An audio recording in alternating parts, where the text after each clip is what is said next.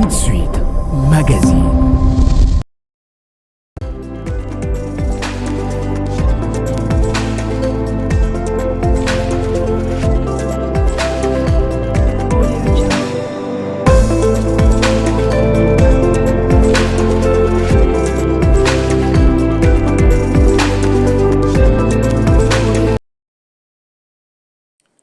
Très heureuse de vous retrouver encore devant vos postes téléviseurs pour suivre cette belle émission Ma Profession, une émission qui vous amène à découvrir le professionnel, les hommes de métier, les personnes qui assument des fonctions quelconques dans notre pays, la République démocratique du Congo. Bonjour à tous. Aujourd'hui, nous avons encore l'honneur de recevoir une personne qui va parler de son carrière, qui va parler de son expérience, qui va parler de sa profession et aussi donner les autres de devenir comme lui. Il s'appelle M. Guillaume Sefou Ilunga. Il a beaucoup de casquettes. Il est entraîneur, coach, il est instructeur élite FIFA. C'est lui qui est notre invité. Je dis bonjour M. Ilunga. Bonjour et bonjour à tous les téléspectateurs. Vous allez bien? On est en bonne santé par la grâce de Dieu. Très heureux de vous recevoir avec votre carnet, votre emploi du temps un peu compliqué, mais vous avez au moins accepté de venir partager avec nous, téléspectateurs, votre expérience pour aussi encourager d'autres jeunes à devenir comme vous. C'est notre devoir de servir les autres.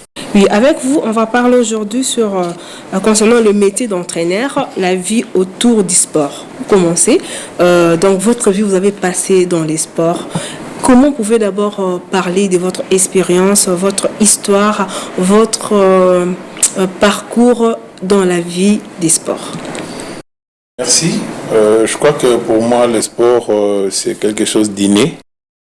Parce que je suis fils d'un ancien footballeur professionnel. Mon défunt papa, paix à son âme, il fut joueur d'abord dans sa petite carrière au début à l'Institut technique de Mutoshi, l'école de la Gécamine qui formait les ingénieurs.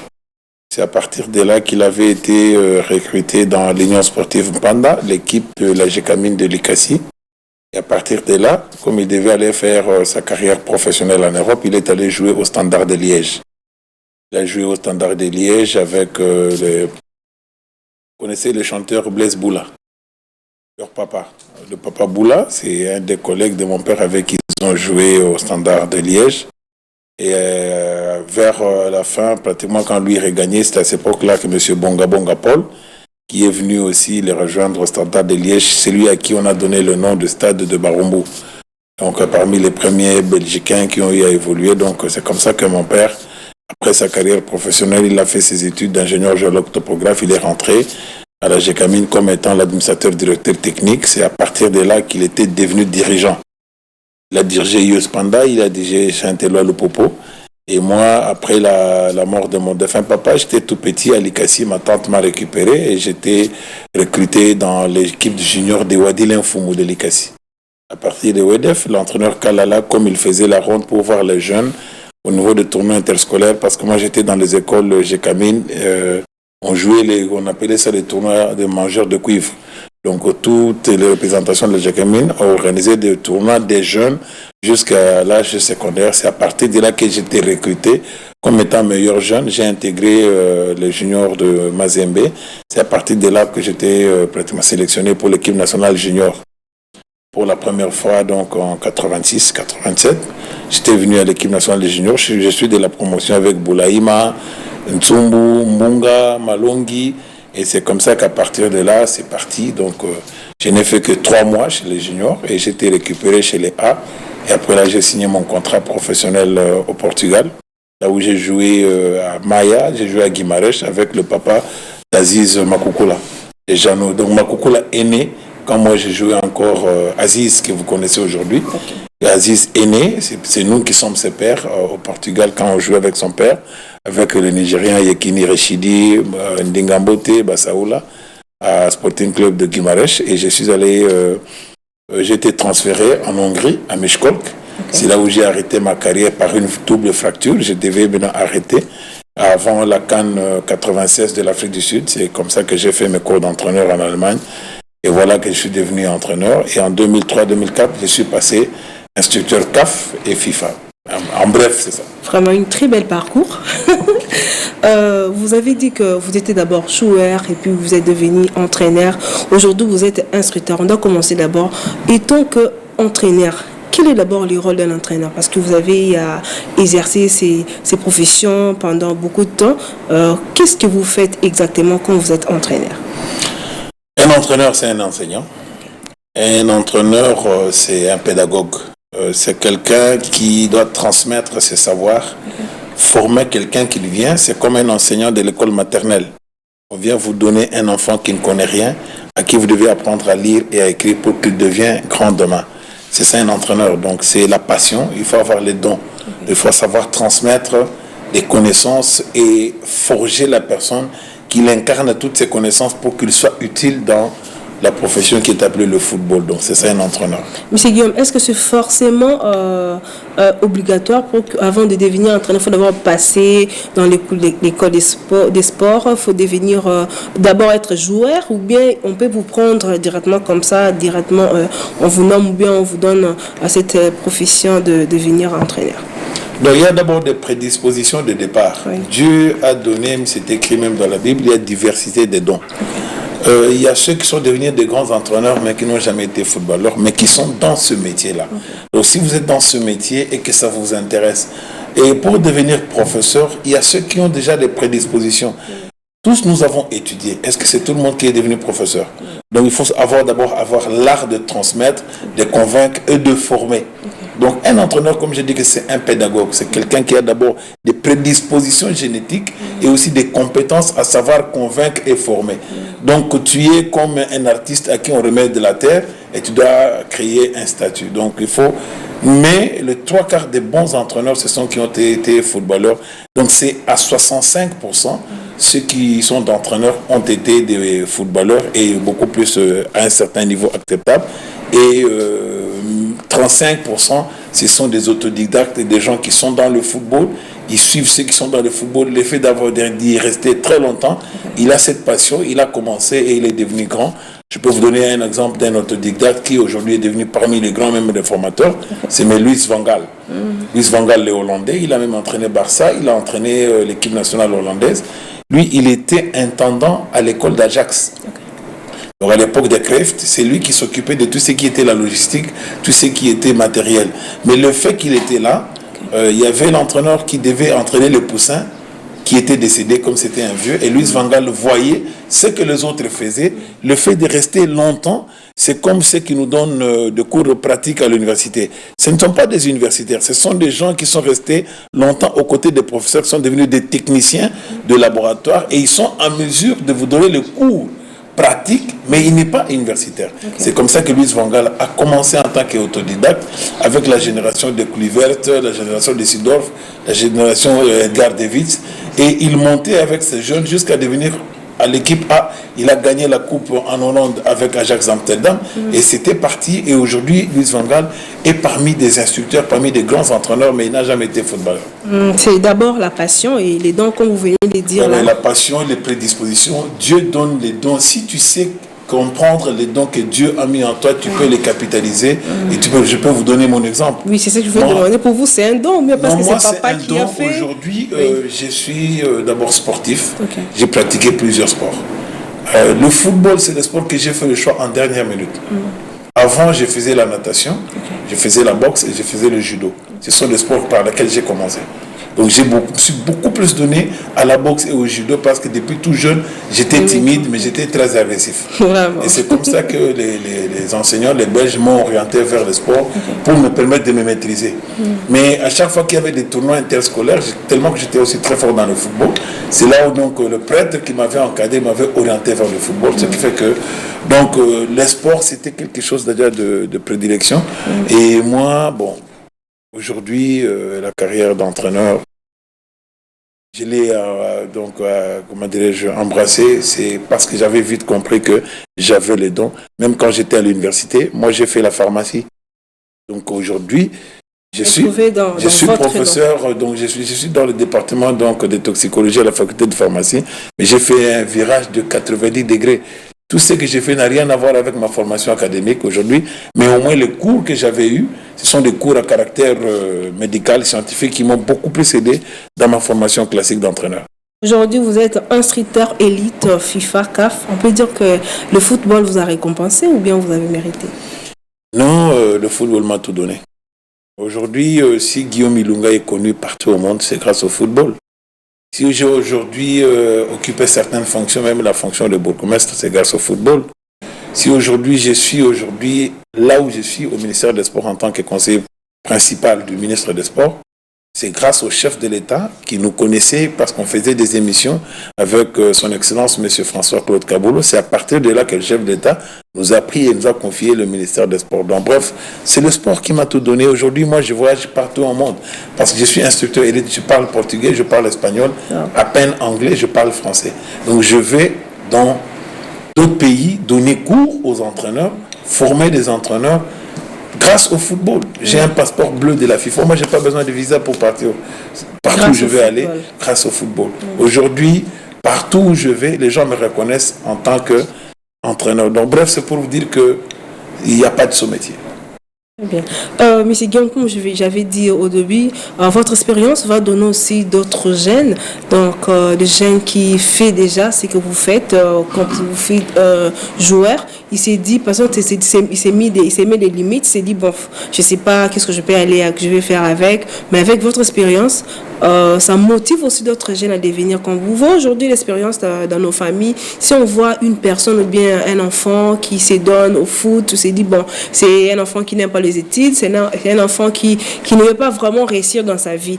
Par rapport à votre expérience, qu'est-ce que vous pouvez dire concernant cette question qui tourmente beaucoup de familles qui veulent seulement que leurs enfants deviennent avocats, médecins, politiciens, joueurs, vraiment, c'est comme s'il a raté sa vie. Qu'est-ce que vous voulez par rapport à ça? Non, je vais m'inscrire en faux. Moi, je suis un exemple. Mon père s'est fait une grande personnalité, un grand cadre aujourd'hui dans les entreprises de la GECAMINE. Il s'est fait parmi les premiers professeurs géologues topographes de la République démocratique du Congo. C'est eux qui ont formé tous ces ingénieurs de la GECAMINE. Mais il n'était pas plus connu que moi. Donc c'est pour vous dire que le sport, il suffit que quelqu'un, c'est ce que j'ai dit, tu dois connaître qui tu es par rapport au potentiel. Vous avez parlé que les parents qui découragent les enfants, de ne pas décourager les enfants. Parce que vous-même, vous êtes une expérience, vous êtes un exemple. Oui, comme je l'ai bien dit, à la disparition de mes parents, j'ai traversé des périodes très difficiles. Vous savez, les familles africaines, les familles de nos parents ont tout pris, mais ils ont oublié que nous, les enfants, on avait besoin d'amour et d'encadrement. Je me suis retrouvé à l'internat, et à l'internat, donc j'ai traversé des périodes de difficultés. Donc si moi j'ai pratiqué le sport, c'était pour la consolation, pour pallier aux carences des parents. Et avec le sport, j'avais une deuxième famille, et c'est à travers le sport que ça m'a permis d'étudier. Et aujourd'hui, tout ce que je viens de bénéficier, c'est grâce au sport. Aujourd'hui, mes enfants, moi, je ne les interdis pas parce que j'ai la grâce de rencontrer des grandes personnalités.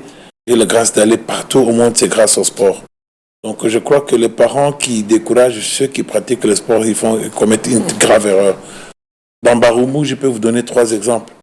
Un joueur comme Zola Matumonarum, que vous connaissez, c'est un témoin vivant. Vous pouvez le chercher, il est à Kinshasa. Aujourd'hui, Zola Roum vit en Belgique avec toute sa famille. Zola n'a pas eu la grâce de faire de grandes études, mais aujourd'hui, ses enfants étudient dans de bonnes écoles, c'est grâce au football. C'est moi qui l'ai récupéré dans le quartier. Moi, j'étais sur Kitega, lui était sur Nyanza.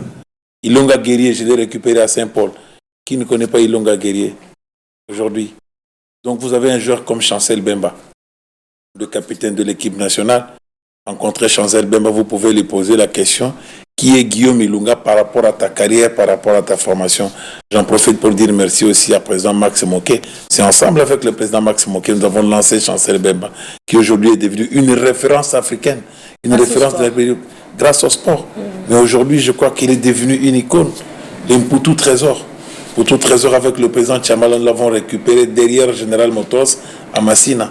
Et il est joué en Gilles, on l'appelait Soda. Petit Soda. Aujourd'hui, Poutou Trésor est devenu parmi des légendes. Bref, c'est pour dire que les parents qui découragent les enfants, les études ne sont pas une fin en soi. Les études, c'est pour permettre à quelqu'un d'avoir l'esprit ouvert, de s'adapter, de s'intégrer dans la société, d'avoir des connaissances qui peuvent l'aider à exceller. Mais les études ne sont pas une fin. Les études, c'est un parcours. Donc, un enfant doit avoir le fils que la basique, ça veut dire qu'il y a une formation classique, mais c'est lui qui veut s'intéresser au sport. Il faut le laisser, mais en l'encourageant à faire le sport et à étudier. Moi, j'ai fait les deux. C'est grâce au sport que j'ai terminé mes études. Si je n'avais pas de sport, je n'allais pas avoir la grâce d'avoir des grandes personnalités qui pouvaient payer nos études, qui pouvaient faire de nous aujourd'hui des grands professionnels. Bref, c'est pour dire que les parents qui ont cette appréhension-là, ils commettent une grave erreur.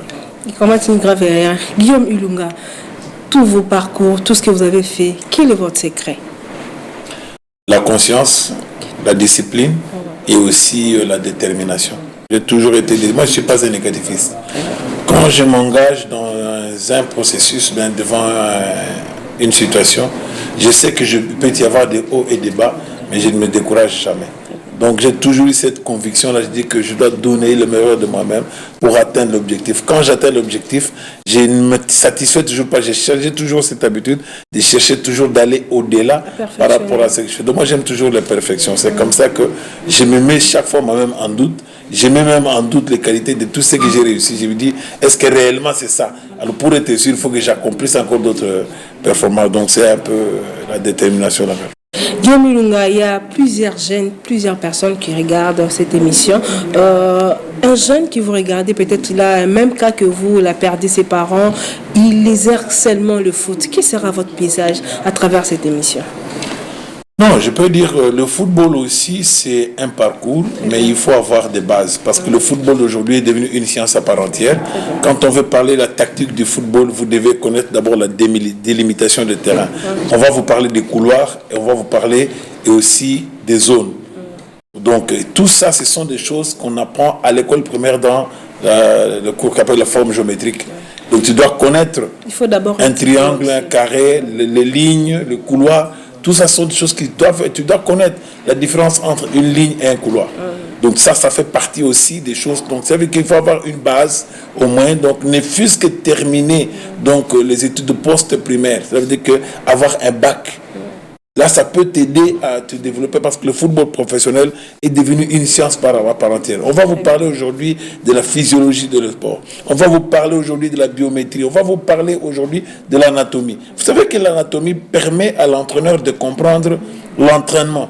Chaque entraînement a, comment dirais-je, un objectif à atteindre. Et l'objectif à atteindre, tu dois connaître le corps humain.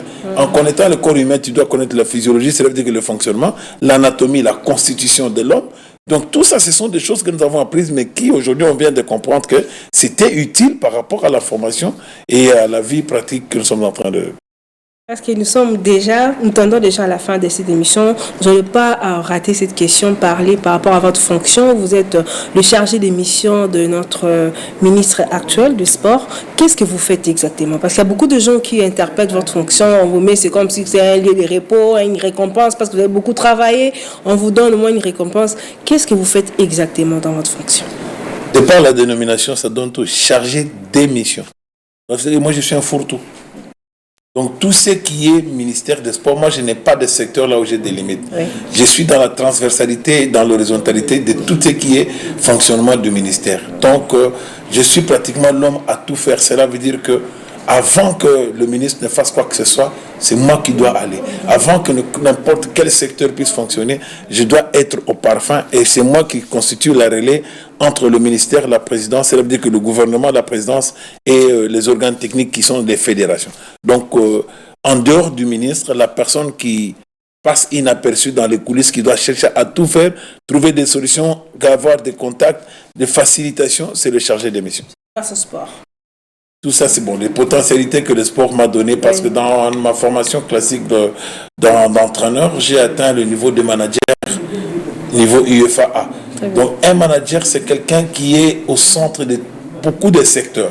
Donc, un manager, donc tu as beaucoup des départements dans lesquels tu as toutes les connaissances, tu dois coordonner, tu dois savoir orienter, impulser et donner aussi des planifications. Ça veut dire que tu es en quelque sorte les concepteurs, l'orientateur et le visionnaire. Donc j'ai eu la grâce dans ma formation classique, d'avoir cette formation en Allemagne. C'est ce qui me permet, dans n'importe quel secteur, vous pouvez m'envoyer aujourd'hui, même dans la communication. Oui. Nous avons eu des stages de communication, comment communiquer et qu'est-ce que c'est la communication. Il y a dans la communication c'est tout un art. Oui.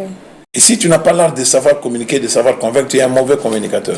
Donc nous avons eu aussi des cours de journalisme. Donc ce que vous êtes en train de faire, je suis aussi passé par là. Vous pouvez aussi me poser des questions. Je sais le faire, mais je ne suis pas professionnel. Mais au moins dans ma formation classique, on nous a donné parce que je dois être en mesure de convaincre, de communiquer. Donc ça fait partie des critères pour devenir un manager. Oui, on va commenter un peu par rapport au match du mercredi. Vous étiez là. Comment vous pouvez commenter ces matchs-là? Nous sommes dans la continuité. La RDC, dans une dynamique évolutive, il y avait un processus parce qu'avec l'arrivée de M. Desabre, nous nous sommes mis ensemble. Donc M. Desabre qui est le sélectionneur, la fédération, le ministère et nous qui sommes les techniciens, bien que je suis le conseiller principal chargé des missions, je suis aussi directeur technique national adjoint à la fédération. C'est moi qui m'occupe de tout ce qui est formation, développement du football jeune et football féminin. Donc je suis expert de la FIFA pour la République démocratique du Congo. Connaissant les problèmes qui rongeaient le football congolais, étant conseiller du ministre, étant aussi le supérieur à Desabre, parce que je suis son directeur technique, nous avons eu à réfléchir, on a pensé, et nous qui connaissons le football congolais et le football africain, nous lui avons donné des pistes sur lesquelles tabler. Et c'est comme ça que Desabre, comme c'est vraiment un entraîneur donc réceptif, il a vite compris le mal et c'est comme ça que vous voyez qu'on est en train de résoudre les problèmes petit à petit. La RDC, il n'est pas dit que nous sommes devenus imbattables. Mais pour battre la RDC aujourd'hui, vous devez avoir beaucoup d'arguments parce que nous avons corrigé beaucoup de choses qui décourageaient d'abord les joueurs de venir à l'équipe nationale et aussi qui empêchaient que les résultats viennent. Parce que les résultats, ce n'est que la finalité. Mais c'est en amont qu'il faut savoir préparer, créer un bon environnement, créer le climat de sérénité qui est la communion clanique et la confiance. La communion clanique, ça veut dire que le papa qui est resté à la maison, la maman qui est restée à la maison, l'enfant qui est allé à l'école, l'oncle qui est aujourd'hui aussi au village, comprennent que la réussite de cet enfant, ce sera l'honneur de toute une famille, de tout un pays. C'est à cela qu'on voulait arriver à faire comprendre aux Congolais que l'équipe nationale est en train de vendre l'image de la République. Heureusement, Dieu merci, nous avons un président qui est très réceptif, qui est lui-même impliqué, qui est un sportif, il a compris. Le fait qu'il nous a donné le feu vert, il nous donne les moyens et il nous accompagne. Voilà les résultats. Ne soyez pas surpris demain si vous voyez la RDC remporter la CAN et pourquoi pas aller à la Coupe du Monde. Merci beaucoup, M. Guillaume Ilunga, parce qu'avec vous, on est en train de parler sur le métier d'entraîneur, la vie autour du sport, on est en train de découvrir le jeune, d'apprendre, d'être encore motivé par rapport à votre expérience. S'il faut lancer un message auprès de la population, aux personnes qui vous ont suivi, parce que nous sommes déjà arrivés presque à la fin de cette émission, qu'est-ce que nous allons retenir de M. Guillaume Ilunga Sif? Moi, je suis un simple serviteur à qui Dieu a donné des compétences, des potentiels pour servir les autres. Le fait que j'avais déjà compris ce que je suis, ça ne me gêne pas de servir les autres. Parce que moi, je suis comme quelqu'un qui est appelé pour les sacerdoces. Dieu m'a donné le talent, m'a donné les potentialités, mais ce n'est pas pour moi. C'est pour transmettre aux autres, former aux autres pour qu'ils puissent gagner aussi leur vie. Moi, je sais comment est-ce que Dieu me récompensera un jour, mais... Voilà, donc il suffit seulement de se connaître, comme on dit, connais-toi toi-même, comme ils disent les philosophes. Comme je connais, je comprends ce que je suis, je ne force plus la vie. J'étais beaucoup, mais la plupart des gens pensaient que je pouvais postuler pour devenir député. Parce qu'aujourd'hui à Barumbu, moi, si j'ai postulé, en tout cas, le 3/4 des gens... C'est que je m'attendais aussi, M. Guillaume. Je disais toujours aux gens, j'ai occupé une fonction politique, mais je ne suis pas politicien. Je suis technicien, je suis venu amener ma technicité. J'ai fait comprendre aux jeunes qu'ensemble, nous pouvons changer le climat dans notre commune. Arrêtons le vandalisme, arrêtons le banditisme, rebâtissons, remettons la paix ensemble. Et vous avez même les colonnes, ils venaient, on faisait l'assainissement, parce qu'ils avaient compris le message. Il ne suffit pas seulement de leur demander d'arrêter, mais après avoir arrêté, qu'est-ce que tu proposes en retour? Moi, je leur donnais du travail, je les ai remis à l'école. Il y a ceux qui ont fait l'ISTA. L'ISTA a ouvert la vacation soir pour qu'ils apprennent le métier. Aujourd'hui, il y a certains qui sont devenus des mécaniciens, des électriciens. Il y a d'autres qui sont devenus même des maçons. Bref, c'est pour dire que c'est dans la société, il faut être un acteur social, être au service des autres. Je crois que c'est juste le modèle que Jésus-Christ nous a demandé. Merci beaucoup. C'est à moi de vous remercier, surtout de remercier la chaîne d'avoir fait confiance à ma modeste personne. Je crois que nous sommes toujours là pour échanger et travailler pour notre pays. Il y a Edic Soir qui aura aussi besoin de vous. Il y a l'émission qu'on fait Edic Soir. Bon, ben, n'oubliez pas que je suis enseignant de carrière, donc je suis professeur. Quand on parle d'éduc, je vois déjà l'éducation. C'est vrai que je serai toujours la bienvenue. Si vous m'appelez, je viendrai volontiers. Merci beaucoup, c'était un réel plaisir de vous recevoir, M. Guillaume Ilunga Sefou, avec plusieurs casquettes que vous avez, on a parlé de métier d'entraîneur à la vie autour du sport. Vous êtes coach, entraîneur, aujourd'hui instructeur FIFA, élite FIFA. Instructeur élite, cela veut dire que nous sommes les formateurs des formateurs. Très bien. Donc, il y a des entraîneurs. Au-dessus des entraîneurs, il y a des instructeurs. Et nous sommes maintenant des instructeurs des instructeurs. Ça veut dire que je suis professeur des professeurs. Vraiment, c'est donc, c'est dans la formation classique académique, je suis professeur visiteur. Merci beaucoup. Aux téléspectateurs, merci à vous. J'espère que vous avez appris concernant ce qu'on a parlé avec notre invité, M. Guillaume Ilunga Sefou. Comme je vous dis souvent, restez toujours branchés car à travers cette émission, vous allez découvrir le professionnel, les hommes des métiers, les personnes qui assument des fonctions quelconques pour vous donner aussi des goûts de devenir, pour découvrir aussi ce qu'ils font dans notre pays. Heureux anniversaire à Nelly Fataki. Ce sera pour demain, le samedi. Mais je te souhaite déjà, mon ami, longue vie à toi. Comme je dis souvent à tous les téléspectateurs, on se retrouve très très prochainement, mais à très bientôt.